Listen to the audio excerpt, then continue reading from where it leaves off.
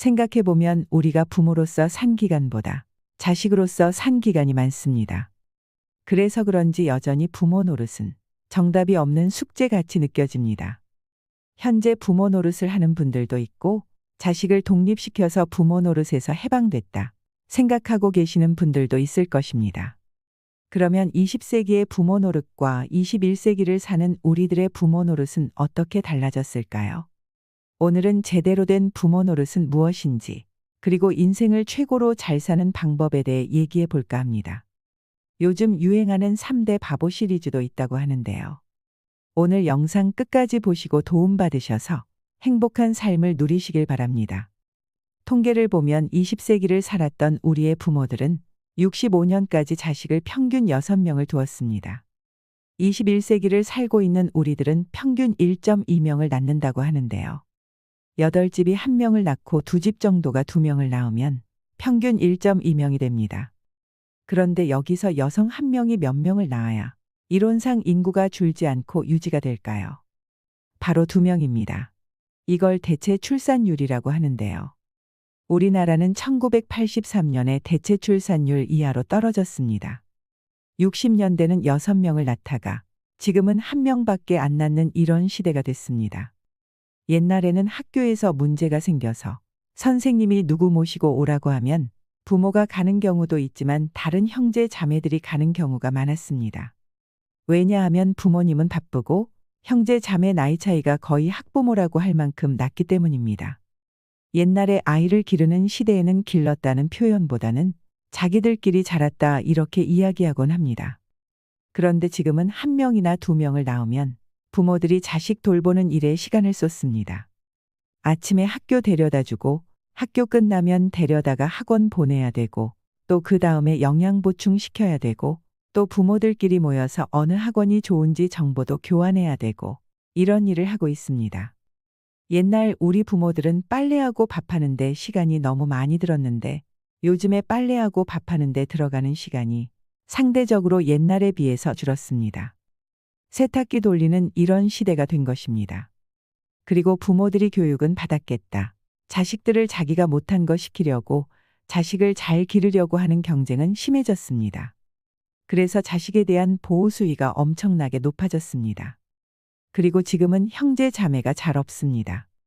앞으로 한 20년 지나면 이모가 뭐지 고모가 뭐지 이런 이야기가 나올지도 모르지요. 지금의 자식들이 성장해서 결혼을 하면 부모와 같이 사는 인생이 아니고 독립해서 나와 배우자와 두 사람의 인생이 시작됩니다. 요즘에 많은 부모들이 마치 그 자식과 평생을 같이 살 수 있는 것처럼 착각을 하십니다. 하지만 현실은 그렇지 않습니다. 인생이라는 게 별게 아닙니다. 그러니까 즐기면서 살아라고 하지요. 숫자로 본 나의 인생은 부모 밑에서 살다가 성인이 돼서 독립해서 배우자와 가정을 이룰 때 그리고 자식을 낳아서 기르면 3식구 그리고 더 세월이 흐르면 2식구 다시 1식구로 줄어들게 되는 게 인생입니다. 남자와 여자가 평균 수명이 6, 7년이 차이가 나는데 남자가 대체로 빨리 죽습니다. 남편이 3살 많다고 하면 여자가 혼자 살아야 하는 세월이 10년이에요. 그런데 사람들이 대부분 이걸 생각하지 않습니다. 노후를 설계하라 그러면 대개는 남자가 자기 죽을 때까지 설계를 합니다. 이런 생각을 해보신 적이 있나요? 대개 환갑이나 적어도 칠순 정도를 맞으면 자식들이 결혼을 합니다. 요즘에 결혼을 하지 않는 젊은이들도 많지만 보통은 그렇습니다. 그러고 나면 환갑부터 30년이 남습니다. 그 30년은 다시 부부가 사는 거예요. 행복이라고 하는 것은 자기가 바라는 것을 이룰 때 행복이라고 하는데요. 그런데 자식이 독립을 해서 자기도 자식을 낳고 살고 있는데 왜 용돈 안 주냐 이렇게 기대를 하면 행복할까요? 불행할까요? 생각보다 인생은 복잡하면서도 간단합니다. 그러니까 자기가 자식에게 어떻게 기대하고 사느냐 하는 게 나의 행복을 결정하는 중요한 변수라는 것입니다. 그게 자식뿐만이 아닙니다. 배우자에게도 기대하실 필요가 없습니다. 자기가 기대하고 있는 게 많으면 많을수록 행복 지수가 떨어지기 때문입니다. 이것은 각종 연구 결과에서도 보여지는 인생의 진리입니다. 우리 부모들이 살던 시대인 1960년에는 평균 수명인 52살까지 사셨고 또 그 이후로도 70세에서 80세에 가셨고 또 자식들이 6명이나 있었기 때문에 자식들이 부모를 부양하는 게 비교적 쉬웠습니다.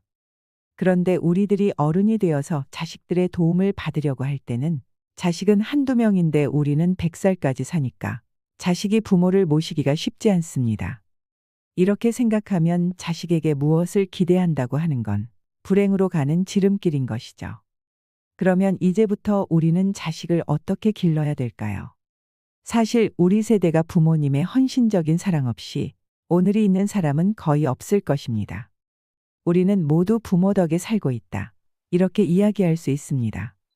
그러면 이 시대를 살고 있는 우리가 부모 노릇을 하면서 우리도 우리 부모가 우리에게 한 것처럼 100%를 다 투자해서 올인을 해야 할까요?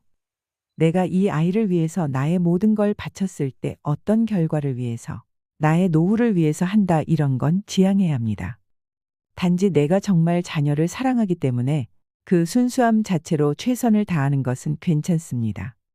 옛날에는 내가 아프면 큰아들네 집에 갔다 눈치 보이면 딸네 집에 갔다가 또 눈치 보이면 다른 아들네 집에 왔다 갔다 하면 됐는데 지금은 자식도 하나둘밖에 없고 그 다음에 90살까지 살게 되고 그러다 아들네 집에 갔다 눈치 보이면 갈 데가 없습니다. 만약에 또 갔더니 친정 부모가 오면 이제는 시부모가 비켜줘야 되는 시대가 온 겁니다. 그래서 이 시대를 사는 부모님들은 자식 사랑이 우리 부모의 자식 사랑과는 달라져야 한다는 것입니다. 만약에 우리 세대가 나의 모든 걸 바쳐서 자식 사랑을 한다면 나의 노후는 자식한테 손을 벌릴 수밖에 없습니다. 그렇기 때문에 이제는 내가 늙어서 자식에게 손 안 벌리는 것이 진정한 자식 사랑이라는 것입니다. 절대로 사랑하는 방식이 나의 모든 걸 바쳐서 자식의 뒷바라지를 하고 늙어서 자식에게 손을 벌리는 부모가 돼서는 안 됩니다. 지금 자식을 사랑하는 것을 반만하고 나머지는 스스로 자기 노후를 대비하는 데 쓰세요. 지금 내 사랑을 다 바치고 늙어서 손 벌리는 부모가 좋겠습니까? 아니면 지금 적당히 하고 늙어서 손 안 벌리는 부모를 원할까요? 그런데 많은 사람들이 생각을 안 하고 그냥 살기 때문에 늙어서 자식한테 손을 벌리는데 자식도 살기 어렵습니다. 자식이 내 기대에 못 미치고 나의 생각대로 하지 않는다고 내가 너를 어떻게 길렀는데 이렇게 하면 나만 불행해질 뿐이고 자식 간의 의만 상할 뿐입니다. 요즘에 유행하는 3대 바보 시리즈가 있습니다. 첫 번째 바보가 누구냐면 손자와 손녀를 봐주느라고 스케줄 바꾸는 할머니 할아버지입니다. 여러분 주위에 있거나 지금 그러고 계신가요? 만약 모처럼 할머니 할아버지가 놀러 가려고 계획을 세웠는데 딸이 전화가 왔어요. 엄마 김서방이랑 지금 어디 가야 하니까 애들 좀 봐줘 그러면은 부부가 약속한 건 금방 잊어버리고 그냥 손자와 손녀를 봐주는 할머니 할아버지를 첫 번째 바보라고 합니다. 두 번째는 이건 공부를 좀 많이 한 사람이에요. 할머니 할아버지가 상의를 합니다. 여보 우리 이러다 갑자기 죽기라도 하면 애들이 상속세 많이 내야 되지? 그러면 너무 아깝지 하면서 미리 재산을 몽땅 물려주고 용돈 타 쓰겠다고 하는 할머니 할아버지가 두 번째 바보입니다. 세 번째 바보는 혹시 손자 손녀가 와서 자고 가겠다고 하면 방이 너무 좁을까봐 새삼 그 나이에 집 늘려가는 할머니 할아버지입니다. 지금 제가 말씀드린 세 종류의 바보를 보신 적이 있으신가요? 말로는 나는 그런 사람은 안 된다 하더라도 현실적으로는 그게 잘 안 됩니다. 지금 제가 말씀을 드릴 때는 그래 그럴 것 같다 나도 해봐야지 해도 이게 잘 안 됩니다. 그래서 굉장히 어려운 겁니다. 혹시 자식이 서운하다고 뭐라 그러면 내가 노후에 너한테 손 안 벌리려고 그러니까 오해하지 말길 바란다 하시면 됩니다. 우리가 이제 연금도 내고 세금도 꼬박꼬박 내는데 국가 차원의 책임을 생각해보면 옛날에는 젊은 사람들이 많아서 노인들을 봉양할 만큼 세금이 돌아갔습니다. 그런데 이제 우리가 노인이 됐을 때는 인구는 줄어드는데 노인의 수는 많아지니까 젊은 사람이 부족해서 세금으로 감당이 안 되는 겁니다. 여러분이 듣기에 굉장히 거북할 수도 있는 이야기지만 이것이 현실입니다. 그러니 노후 준비는 국가와 내 자식만 믿고 있을 게 아니고 내가 1차적으로 대비해야 됩니다. 이걸 반드시 깨달으시기 바랍니다. 지금 제 이야기하는 걸 들으면 자식들한테 다 주지 말고 반만 뒷바라지하고 반은 남기라고 그랬는데 난 이미 해버렸는데 어떡하냐 하시는 분들도 있습니다. 늦었다고 생각되어도 지금부터라도 그렇게 실천하면 됩니다. 그러니까 오늘부터라도 무리하지 마십시오. 손녀와 손자 봐주다가 건강 잃는 것도 내 노후를 망치는 길입니다. 내 몸도 적당히 쓰고 아껴야 자식에게 나중에 짐이 되지 않습니다. 지금 당장 눈에 보이는 가까운 것만 보지 말고 멀리 내다보세요. 50살, 60살이 되어서 이혼을 하면 요즘에는 재산을 똑같이 나누라고 하는 판결이 많이 나옵니다. 그러니 이제 더 이상 못 참겠다 하고 황혼 이혼도 많아집니다.